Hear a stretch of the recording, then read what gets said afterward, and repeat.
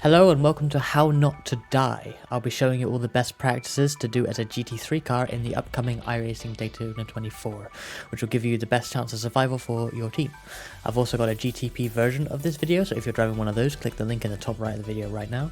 Let's get started. You're going to be dived into the two hairpin corners on the infield very often. The key is just to see when it's happening. You know, this GTP was very good in that they were making it pretty obvious that what they were going to do. They were looking for it, you know, so I saw it coming. I just obviously gave all the extra room that I needed to. Coming onto the oval is always a bit of a confusing one. People are going different ways. This GTP was looking for the inside, so I stayed high. I usually stay quite low personally, but I stay kind of higher to just allow them to get by, and then when I'm sure I'm clear, I just hop down and get the suck off of the GTP. We'll do quite a few incidents in the bus stop here. This one, the GTP doesn't really catch me, but I just wanted to highlight that they kind of expect you to stay low. You see, I come up to the double yellow line and across it, and that's about it. I don't go high at all. Depending on your setup and driving style, maybe you need to go a bit higher, but try and go stay as low as possible, just because it gives the GTPs or P2s all the room to maneuver on the right hand side and just get by you very, very easily. Turn one's always going to be interesting. These guys behind, they don't get around my outside, so I just let the car drift out wide, which is sort of my normal line. I think I go a bit wider than normal there, and as you can see, with the power that the GTPs have, they can just cut underneath me. Some GTPs maybe will look for the outside, but you know, they were completely behind me, you know, in the middle of the corner, so I just let it go out wide, and as you can see, they zoom past on the inside. Make sure through that little S section after turn one, make sure you just hold as tight as you can on the right, and don't be afraid to lift a little. You'll lose the tiniest bit of time doing that, but it's a lot safer obviously if you're not sure you can hold that line, and also obviously you don't want to end up cutting and going into the grass, so don't be afraid to lift a little bit just to help them through. Another kink pass here. This GTP made it pretty obvious what they're going to do. You see they're looking for the inside quite early on that straight, and so I take a wider line. You'll know, depending on your setup and situation, if you can take that flat out. I don't think I lift on this particular situation, but maybe in hot attempts or a looser setup or just less confidence in your car, maybe you have to lift. So if you see a GTP doing that and you're not sure you can take it flat around the outside, then just be ready to lift and do so. Obviously lose a bit of time, but you know, you'll make it through the corner.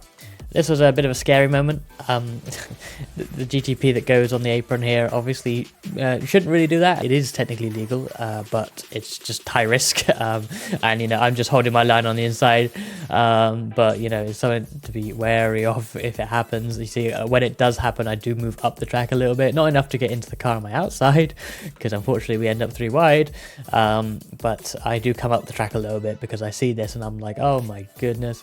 You know, depending on your confidence or your situation and what's going on, you may want to even brake a little bit, obviously with no one behind you, just to get away from all that.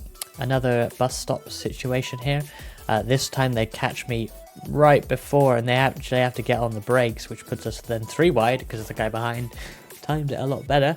You know, if they had rammed into the back of me, then there would have been nothing I could have done. Of course, they do slow down and stop. Again, I'm just holding my normal line and keeping very, very, very low. You see, I'm even taking a bit longer to cross the double yellow before the cones, just to give them all the room, especially when they're going 3 wide. A bit of a scary moment, but I just made sure I held my line to the bus stop and then just stayed as low as I can. Another 2 GTPs approaching me at once. I don't know why that kept happening, but it's good practice. This time, you know, I have a bit of, you know, I'm already going a bit high for the turn 1 braking zone, so I decide to go, you know, completely high and just stay, you know, way wider braking as you've seen me do on other laps, because I know they're coming. I want nothing to do with it. And you see that the Porsche, the Jota Porsche livery actually runs very wide, outbraking themselves. I almost get a run on them out the corner. So exiting the hairpins, it can be a bit of communication error sometimes. In this particular case, like normally I think I would run to the outside and make them go inside, but you see this particular GTP is kind of looking for the outside. Once we're on the apex and they get right up to my rear, they're kind of looking to my left. So because of that, I don't go all the way out to the left, and they have the room on the outside to do what they're trying to do. So I can see what they're doing by seeing them stick their nose to the left a little bit, and I follow what they're asking for, if you like, and I just give them that room. Another pair of GTPs, when there's a big enough gap, and only when there's a big enough gap, you've got to be a bit careful with it. You see this, the first GTP goes through and I cut to the inside and then hug the left hand side to allow the other one to go on the inside on the other side for the next corner. So I can see, okay, this one's going to go through in the kink, and then I'm going to cut down, and then this one's going to have the inside for the next one. So they both get what they want, but actually I pretty much take my line. I hit my apex on both occasions, just wide entries on both, and we all get through fine. Obviously if the GTPs are closer together, you don't want to do that, because you'll end up cutting someone off. So it's a case of being careful. It's possible you get sort of stuck on the inside, like here. See, normally I'd want to go up to the right hand side of the track here, but I've got more GTPs. I do slot in behind this one and then make the last one, or the next one I should say, go on the inside. I had a big enough gap between them. You know, if I was really stuck on the inside with a proper train of them nose to tail, maybe I'll just brake early to let them all go by on the outside. You know, I don't want to be battling GTPs on the inside into the bus stop. That's not going to end well as a GT3 car. I would allow them to go by slowing down, but I'm able to slot in on the outside and make the GTP take the inside, which is generally safer for me anyway. This one, it's not a big situation, but you see I get passed by a GTP and then they have to check up because they get caught in an odd spot with the GT3 ahead of me. Again, it's just something to be aware of, is looking ahead and seeing these things before they happen. In this case, nothing really happens. It's possible that the GTP will brake earlier or in odd spots because they're catching a GT3 now that's ahead of you. So be prepared for that, because it probably will happen in some way at some point. Another kink moment here.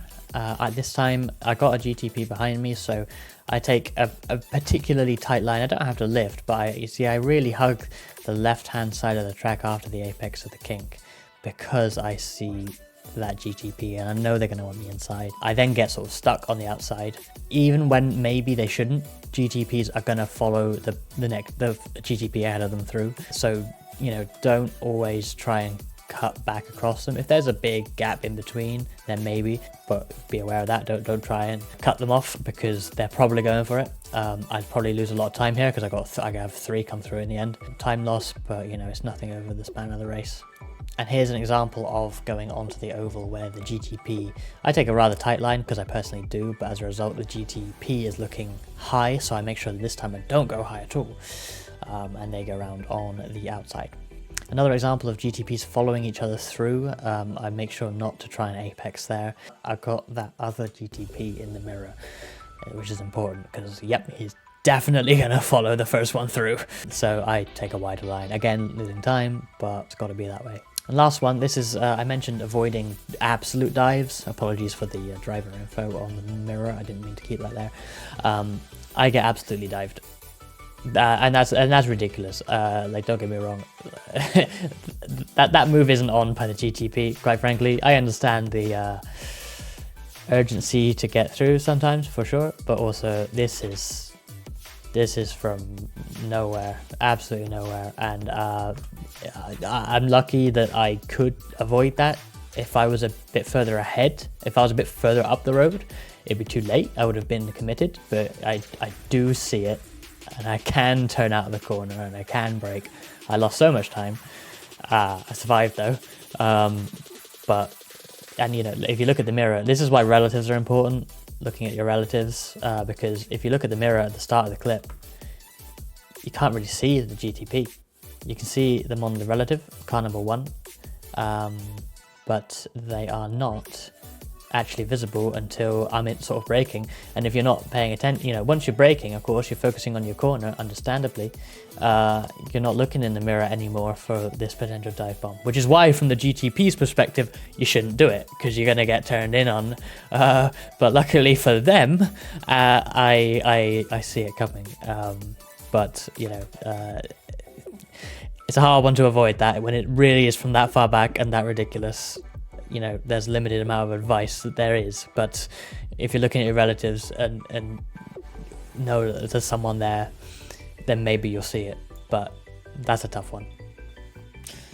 Alright, that is the end of this video. Hope this has helped. If you have any questions at all, or, you know, critique, I guess, alternate opinions, more tips for people, pop them in the comments. I also have a GTP version of this. The link will be coming up on the screen now, so head over there if you're driving GTP. I do recommend watching both, just because understanding the other side is actually really good. If you drive both prototypes and GT3s, it really helps you understand both sides of the traffic dynamic. It's really good. So watching the video might help too. I'm not just saying that because I want you to watch my videos. Definitely not. Yeah, cheers for watching, and hope you all have a good Daytona 24.